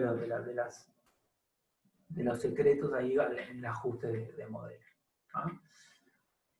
A ver, vamos viendo esto un poco de manera visual. Por ejemplo, el método más simple para hacer un ajuste en una regresión no lineal puede ser una búsqueda directa, o sea, un software, un algoritmo que vaya probando distintas combinaciones. En este caso estoy trabajando con esta función. Esta función es bolo, mono exponencial y cinética lineal. Es una mono exponencial. Es la misma, ¿sí? si se fijan, es la misma que esta, nada más que no la linealicé. Yo acá cuando transformo a concentraciones en escala logarítmica, linealizo esta función. Por eso se dice linealizar. Pero vamos a trabajar con la función sin linealizar. Si yo no quiero linealizarla, pero quiero llegar a una estimación de estos dos parámetros que tiene el modelo, que son clearance y volumen de distribución, tengo que probar distintos valores para volumen y para clearance y detallar, describir cuantitativamente esa superficie, que es la suma de cuadrados de los residuos, para encontrar dónde está el mínimo global. El mínimo global es el lugar donde está el mínimo, o sea, es el de menor magnitud, donde la suma de cuadrados tiene menor magnitud respecto a todos los otros puntos. Esa búsqueda iterativa a un software le puede llevar muchísimo tiempo. Probar distintos valores sin ningún criterio. Va probando y va definiendo, va caracterizando esta superficie hasta que encuentra después cuál es la combinación de volumen y clearance que logra una mejor combinación. Fíjense que si yo, por ejemplo, o sea, el punto de partida a veces puede ser muy importante para, bueno, en este caso no, pero para describir un poco más rápido llegar a ese mínimo. En este caso no, porque el programa lo que va a hacer acá es una búsqueda que va simplemente a probar distintos valores sin ningún criterio. Otros métodos más avanzados y que ahora se usan comúnmente son algoritmos que siguen el gradiente, o sea que dependiendo de la derivada primera y la derivada segunda, en el punto donde se está evaluando la función, dirigen la próxima iteración. O sea, son iteraciones, pero con un criterio de llegar a un mínimo de manera más rápida. Entonces, con determinado criterio se va caracterizando esta, pero por ejemplo, si probamos un punto acá, ese criterio me dice que para acá abajo tengo que ir y no para arriba. Tengo que probar estos valores para acercarme al mínimo. No nos vamos a meter en cómo son estos algoritmos porque es muy largo y no es el punto del curso. Pero hay distintos algoritmos que se pueden utilizar, distintos software usan a veces el mismo algoritmo o algoritmos diferentes, algunos, porque dependiendo de los datos que yo tenga, algunos algoritmos pueden funcionar mejor, otros peor. Pero existen herramientas computacionales para optimizar, o sea, llegar a ese mínimo global de manera más eficiente. Ahora, tampoco es tan directo. Imagínense que estamos viendo esa superficie, la superficie que les mostré recién de suma de cuadrados de residuos, pero desde arriba, y esto es acá está el mínimo, ¿sí? Esto es un mínimo, ¿ok? Entonces, estos son la combinación de dos parámetros, alfa y beta, y acá tengo un mínimo global. Este mínimo global está bien definido, es un mínimo, un algoritmo más o menos que funcione me va a llevar a ese mínimo independientemente del valor inicial de alfa y beta que yo les doy. Ahora, la forma de esa superficie, de esa malla, puede no ser tan definida, no puede no ser tan fácil de abordar. Por ejemplo, puede tener distintos, o sea, donde el mínimo esté un poquito menos definido o muy poco definido, si está acá, por ejemplo. O sea, que haya o sea, que el camino desde cualquier punto a este mínimo sea bastante más difícil de llevar por un algoritmo. Y que incluso haya distintos valores de alfa y de beta que me den un mínimo parecido. ¿Sí? Entonces, ahí se hace difícil.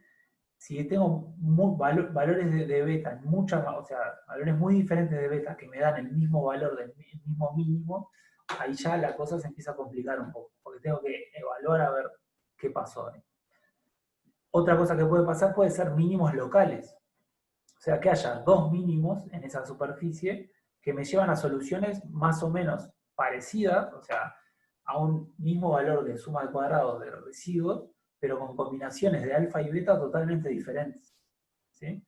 Entonces acá, por ejemplo, se vuelve muy importante definir el punto de partida, porque si yo pongo el punto de partida por acá, el algoritmo va a llegar a este mismo. Pero si lo pongo por acá, va a llegar a este mismo. Entonces ahí es donde un poco el análisis y la práctica y la experiencia es un poco algunas herramientas de las que queremos dar para resolver estas situaciones. La regresión no lineal tiene esas dificultades extra, pero también es un campo donde el analista tiene mucho más cosas es un análisis más subjetivo, pero bueno, hay distintas cosas para ajustar, ¿no? Y distintos aspectos que hay que tener en cuenta. Bien, ¿cómo comparo distintos modelos? No solo con la suma de cuadrados. La suma de cuadrados es una de las herramientas que uso para comparar, pero también vamos a tener muy presente durante todo este tiempo, durante todo el curso, el principio de parsimonia. ¿Ah? ¿Qué pasa? La suma de cuadrados puedo tener dos modelos diferentes que lleguen a una suma de cuadrados parecida. ¿Sí? Entonces, ¿cómo decido con cuál me quedo? ¿Ah? Como regla, el principio de parsimonia lo que me dice es que ante dos posibilidades para explicar la realidad, si esas posibilidades la explican la realidad de manera similar, hay más probabilidad de que sea cierto el modelo más simple. El modelo más simple tiene más probabilidad de ser el verdadero. Entonces, lo que hacemos es usar criterios para seleccionar modelos que no únicamente van a tener en cuenta la suma de cuadrados, o sea, el grado de ajuste a los datos. Vamos a tener muchas otras cosas en cuenta. ¿Ah? Una de esas otras cosas es la simplicidad del modelo, qué tan simple es. ¿Ah? Y como métrica básica, una de las métricas que pondera la complejidad del modelo con el grado de ajuste es el criterio que está acá abajo de comparación de Akaike, o el criterio de información de Akaike, o el criterio de información bayesiana. ¿Ah? Son dos parámetros muy similares, que lo que hacen es ponderar la suma de cuadrados, o sea, la penalizan por el número de parámetros que se utilizan. Vean acá, tengo el logaritmo de la suma de cuadrados más 2 por el número de parámetros utilizados. ¿Ah? ¿Y por qué se hace esto? Porque cualquier modelo, a medida que yo le agrego parámetros, lo hago más complejo, ese modelo tiene más flexibilidad para acomodarse a los datos. Entonces hay más probabilidad que un modelo con más parámetros logre un mejor ajuste. El tema es a qué costo estoy logrando ese mejor ajuste. Estoy haciendo más complejo el modelo y hay un montón de problemas matemáticos y de aplicación que surgen de hacer ese modelo más complejo. Entonces, herramientas como el AIC me sirven para elegir el modelo que ajuste bien y que además sea más simple posible. ¿No? Cuanto menor sea el valor de Akaike o de indicador bayesiano, el modelo, o sea, tiendo a elegir el modelo con menor valor de Akaike. ¿No? Entonces, para terminar, vamos a ver el modelo individual en farmacocinética. ¿No? Entonces tengo datos de concentraciones a lo largo del tiempo para un sujeto, ¿no? Le di una dosis, medí las concentraciones a lo largo del tiempo y tengo un set de datos para ese sujeto. Voy a aplicar los mismos principios que les hablé para la regresión. Voy a aplicar un modelo que va a tener un componente estructural y un componente estadístico. ¿Cuál es el componente estructural? El modelo farmacocinético a utilizar. En este caso voy a utilizar un modelo que tiene un ingreso de primer orden, ¿tá? Una constante de absorción de primer orden, volumen de distribución y clímax. Para entender esto es importante que vean el otro video de principios básicos que vamos a utilizar en farmacocinética. ¿Tá? Por eso no me detengo en explicar este modelo. Pero ese es el componente estructural. Son 3 parámetros que van a intentar explicar la variabilidad de las concentraciones a lo largo del tiempo. Vean que hay un parámetro que hace ingresar el fármaco, perdón, al sistema donde estoy observando, y hay otros parámetros que lo que hacen va a ser regular la velocidad de salida. ¿No? Aspectos del componente. Estos 3 parámetros son efectos fijos. ¿No? Después tengo el componente estadístico, que es la variabilidad no explicada por estos parámetros, y va a estar dada por este sigma cuadrado, la varianza residual. ¿Ah? O sea, voy a asumir que los residuos tienen una distribución normal con media cero y varianza sigma cuadrada. ¿Ah? Entonces, acá está el ajuste del modelo. ¿Ah? Tengo el error residual y tengo la línea roja. La línea roja es la que está determinada por el modelo estructural. Es la variabilidad longitudinal que yo puedo explicar. ¿Ah? Y es la que depende de los parámetros efectos fijos. K-A, clearance, volumen de distribución. Después tengo el error residual, que es la variabilidad no explicada por el modelo. ¿Ah? Bien. Estas slides las voy a dejar. Este es el detalle de aplicación del modelo. ¿Ah? No me voy a detener. Ahora, el error residual. ¿Por qué se llama residual? Y esto es muy importante. Se llama residual porque tiene distintas fuentes que aportan a su magnitud. ¿Ah? Tengo error analítico, ¿ah? El error de medición de las distintas concentraciones aporta al error residual. Error experimental, por ejemplo, tengo una muestra que dice que se sacó a la hora, pero en realidad se tomó a los 50 minutos. En realidad, como no quiero tener ese grado de detalle porque voy a analizar otros sujetos, quiero tener a la hora, o a 55 minutos, ahí digo, bueno, es a la hora. ¿Ah? O quizás fue registrado como a la hora y fue tomado otro tiempo, y yo no sé cuál es. Ese error experimental aporta al error residual. O, por ejemplo, yo administré una dosis, 200 miligramos, pero le administré un medicamento que nominalmente dice tener 200 miligramos, pero en realidad puede tener hasta 10% más o menos. ¿Sí? Y eso son una fuente de variabilidad que muchas veces pasamos por arriba, pero que es parte del error del experimento. Luego tengo variabilidad intraindividual farmacocinética. Yo describí este set de datos con una constante de absorción, un clearance y un volumen de distribución para ese sujeto. Ahora, a lo largo de las 24 horas que pasaron, por ejemplo, para ese sujeto en las cuales yo observé las concentraciones, la constante de absorción pudo cambiar, la constante de absorción seguramente no, pero no. En realidad, lo más probable que haya podido cambiar es el clearance, por ejemplo. El clearance a lo largo del día puede ir cambiando, porque la capacidad de eliminación puede ser diferente en el día que en la noche, por ejemplo. ¿Ah? Esa variabilidad intraindividual no la estoy considerando en el modelo estructural, por lo tanto, va a parar al modelo estadístico, va a parar al error residual. Y otro error muy importante que hay que tener en cuenta es la especificación del modelo estructural. ¿Ah? O sea, yo estoy asumiendo que mi sistema se comporta como un compartimiento, ¿ah?, con ingreso de primer orden. Hay muchas simplificaciones en eso. ¿Ah? El proceso de absorción puede ser mucho más complejo, el proceso de distribución puede ser más complejo. Yo lo estoy simplificando a un modelo que me permite representar el sistema, pero con muchísimas limitaciones. Y parte del error residual es el error de especificación del modelo, que estoy utilizando un modelo para explicar unos datos biológicos, la naturaleza, y obviamente en ese ajuste hay un error inherente. ¿Sí? El error residual puede tener distintas características, puede ser ¿Puedes explicar otra vez lo que es el error analítico que no llegué a escuchar? Sí, el error analítico es el error de medición. El de medición está. Para HPLC, por ejemplo, ahí hay un error. ¿Ah? Ahí hay un error, porque la técnica analítica tiene un error. ¿Sí? Estamos un poco pasados, pero déjenme, porque quiero llegar a esto, cualquier cosa, ven la grabación después.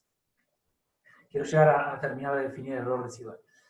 El error residual puede tener distinta naturaleza a lo largo del rango de concentraciones que estoy observando. Puede ser constante, esto se llama homocedástico, o sea, la magnitud del error residual se conserva para los distintos niveles de la concentración. ¿Sí? Este más o menos tiene en general la misma magnitud. ¿No? Eso se llama un error homocedástico. Si yo grafico los residuos versus la concentración, la variable dependiente, voy a ver que a distinto valor de la variable dependiente tengo iguales magnitudes del error. ¿No? Ahora, el error puede ser heterocedástico, o sea, tener distinta magnitud dependiendo de la magnitud de la variable dependiente.